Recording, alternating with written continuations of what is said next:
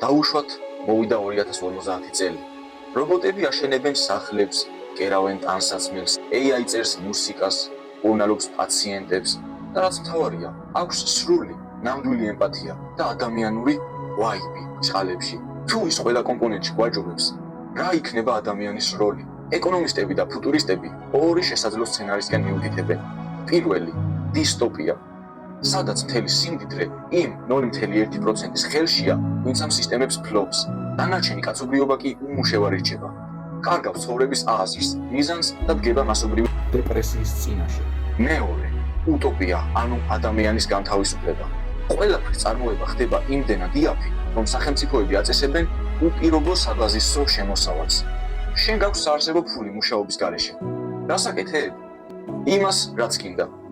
მოგზაურობთ, სწავლობთ ხელოვნებას, მეცნიერებას, ფილოსოფიას, ვერთობით, ცეკვავთ, მღერით და ასე შემდეგ.